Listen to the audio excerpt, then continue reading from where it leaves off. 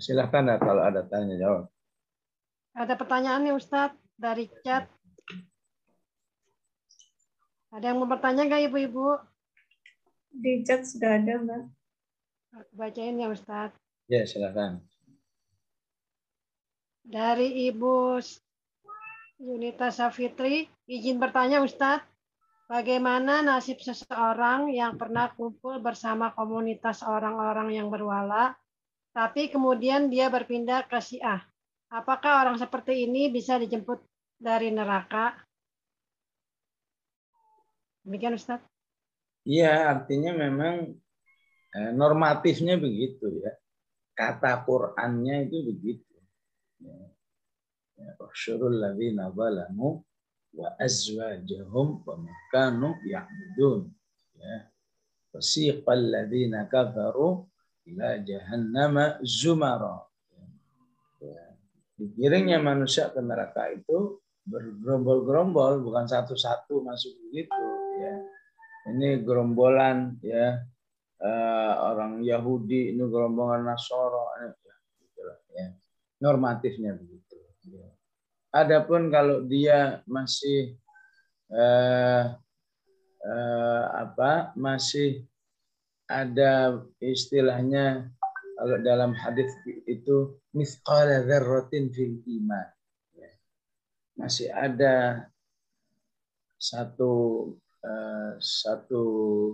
gram misalnya ya, 1 gram daripada keimanan, maka normatif yang lain berarti dia itu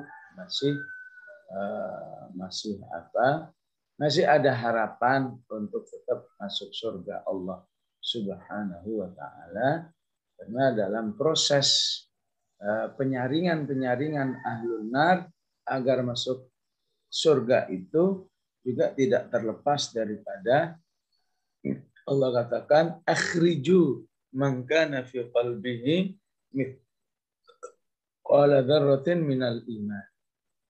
Ya, keluarkan dari ahli neraka ini yang di dalam hatinya masih ada ya, istilahnya 1 gram, sangat ringan ya, 1 gram daripada keimanan. Karena aku tidak ingin berbuat jahat kepada siapapun yang masih beriman kepada saya. Ya. Ya, tapi tentu hadis-hadis seperti ini jangan jadi percobaan ya. Oh ternyata tetap ujungnya masuk surga ya, ini nggak apa-apa deh. Ya.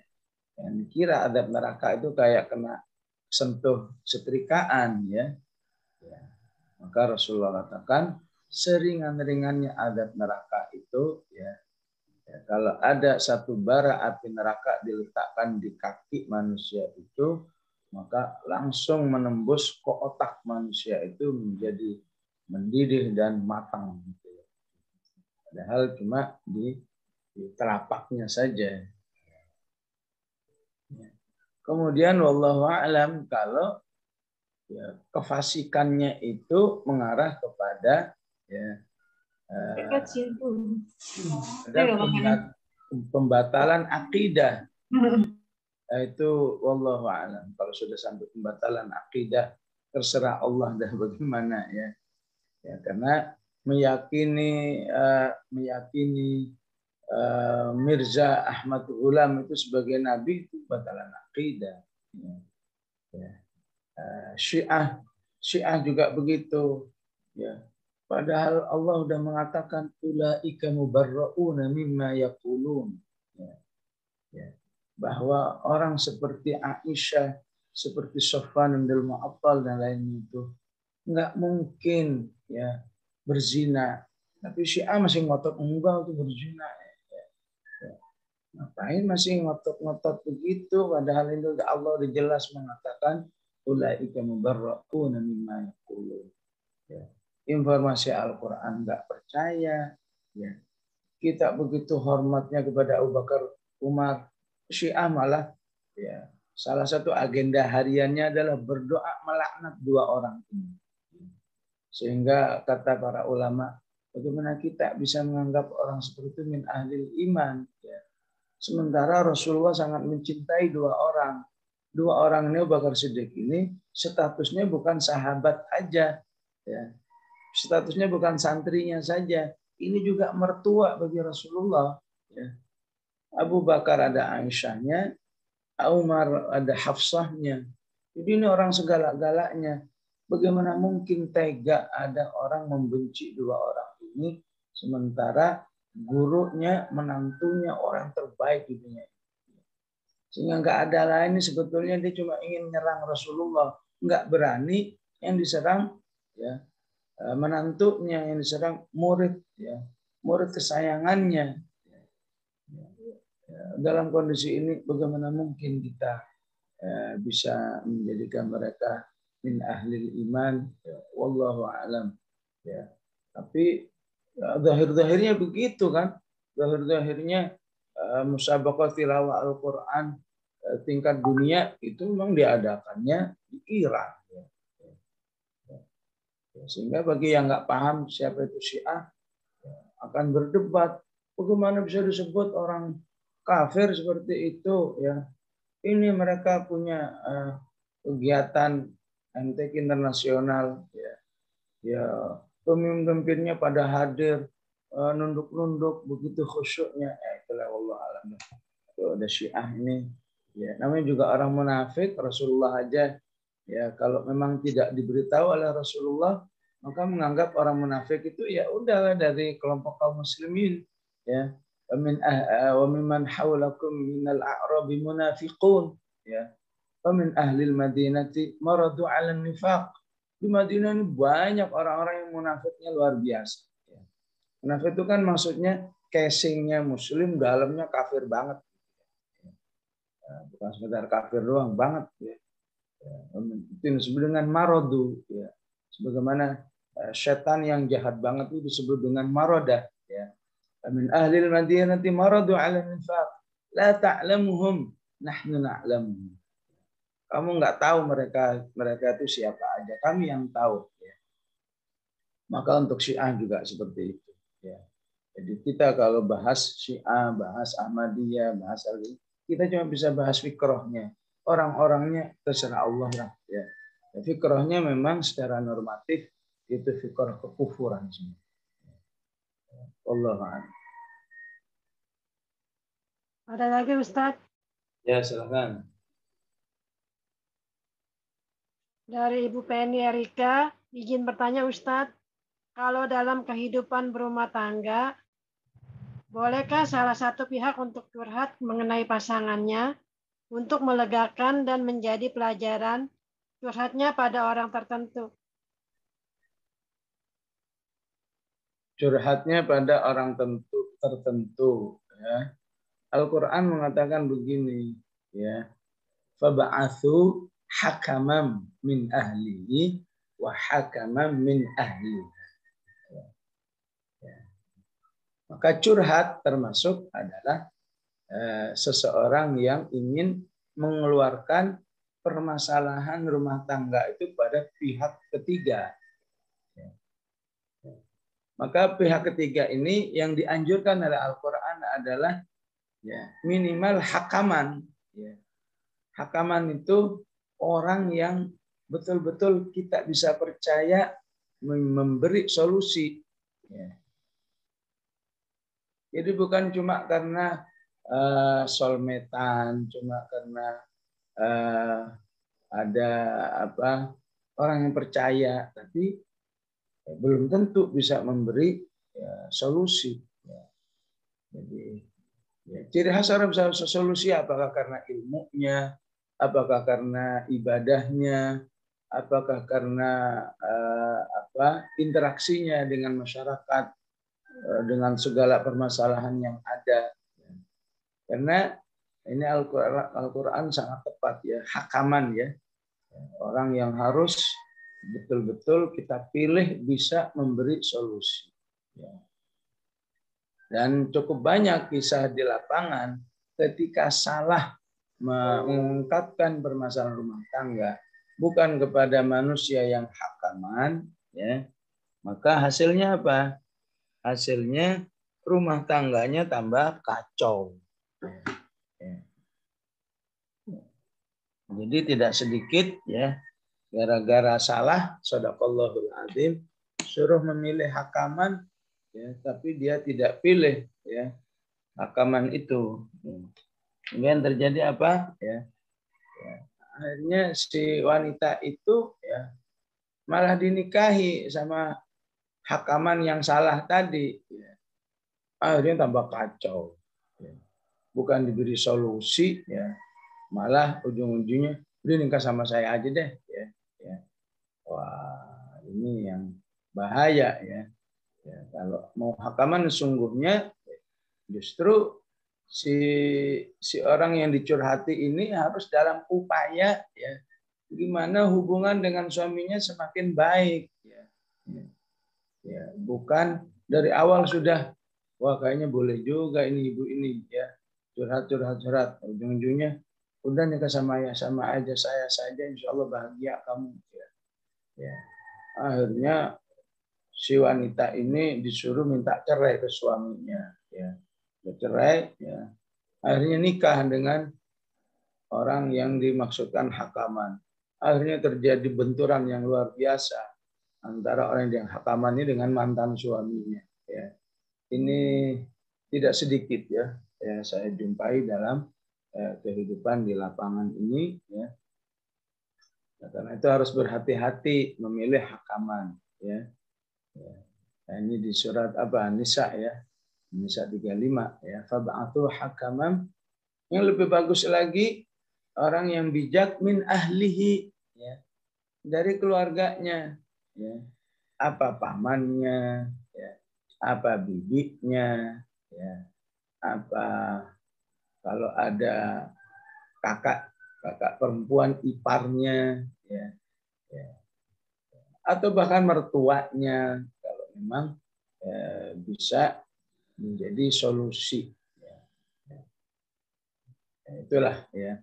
Atau paling enggak karena di masyarakat juga repot juga, ya, minta tolong kepada min ahlihi, ternyata ahlihinya ini tidak ada yang mungkin berwawasan, mungkin pendidikan, ya, orangnya biasa-biasa aja, ya.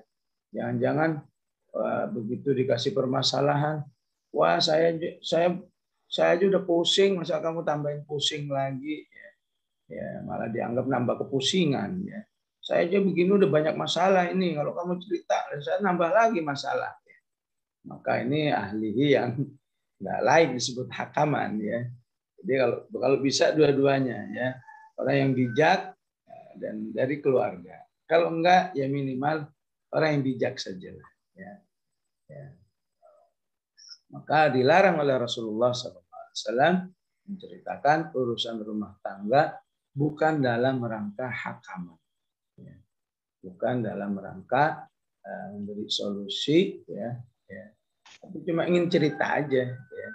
Ya, permasalahan-permasalahannya atau hal-hal yang harus dirahasiakan, ya, itu, ya, juga termasuk yang nggak boleh keluar di lingkungan rumah tangga. Ya, tentu yang lebih baik adalah tidak ada lain rumah tangga itu memiliki imunitas sendiri, ya. Imunitas sendiri. Cukuplah permasalahan ini di rumah saja. Ibaratnya kalau sampai keluar itu ibaratnya kayak cerai gitu. Ya, karena sudah tidak ada solusi yang lain, aku buat cerai. Ya.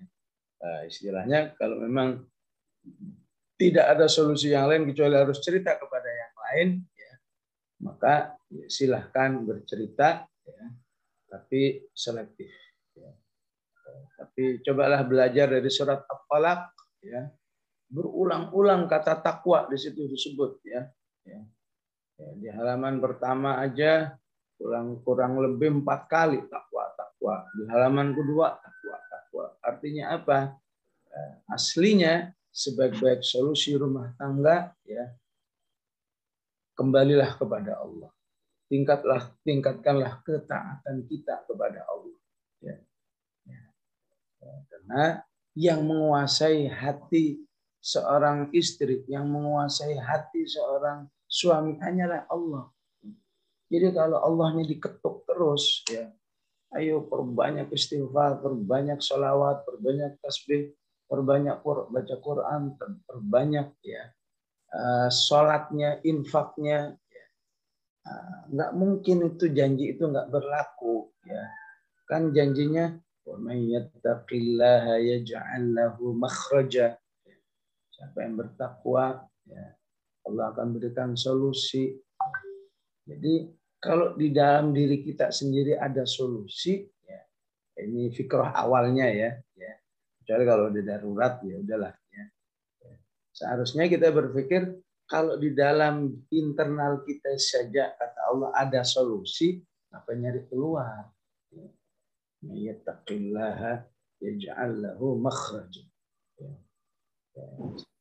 Orang yang seperti ini ya, orang luar suka salah penilai ya. Karena kalau lihat rumah tangga antum itu kok kayaknya ya, nggak pernah ada masalah. Antum ini malaikat atau bukan?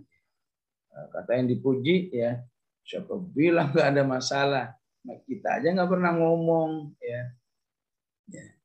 Jadi bila perlu sampai seperti itu ya, sampai nggak pernah ngomongnya orang menganggap gimana sih rumah tangga udah usia 35 tahun ya kok kayaknya nggak pernah ada masalah, lurus aja.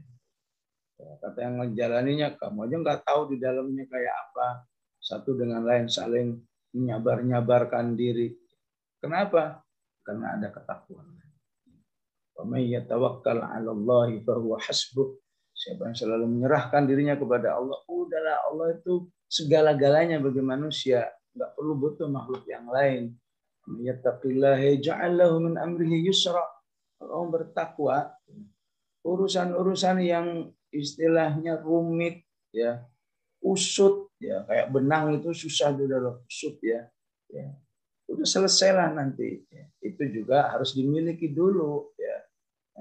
Jadi jangan ya, baru belum berusaha memperkuat internal, yang dipikir pertama adalah siapa nih yang akan saya curhatin, siapa nih ya, kalau benar sih lumayan, tapi kalau salah ya, tidak sedikit ya, justru curhat ke orang lain jadi tambah hancur rumah tangga ya. Sampai ada seorang anak yang karena melihat ibunya yang sering ya katakan didalimi oleh suaminya, sampai di kamarnya itu ditulis ya, kejadian nyata ini, di kamarnya ditulis, kalau saja membunuh ayah itu tidak haram, dosa bunuhnya ayah saya ya karena nggak kuatnya lihat ya, ibunya yang tiap hari disakiti, didalimi ya, dan seterusnya. Tapi ketika ayahnya dicurhati oleh ibu yang lain ya, ujungnya malah nikah ya sama yang dicurhati itu ya, seperti inilah yang harus diwaspadai ya, curhat malah jadi hancur-hancuran rumah tangga ya. Wallahu a'lam. Masih boleh Ustadz bertanya? Ya, satu lagi boleh.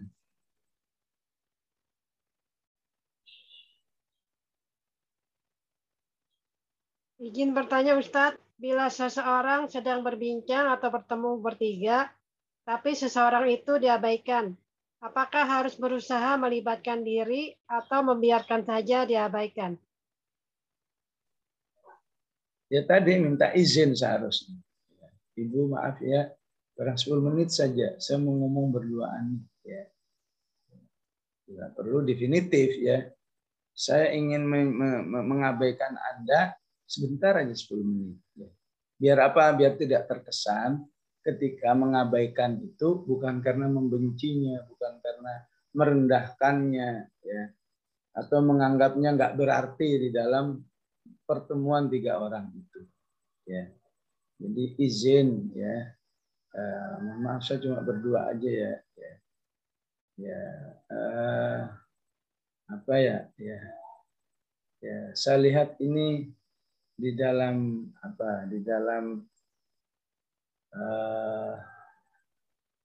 etika ya, kalau bagi orang nggak beriman namanya etika.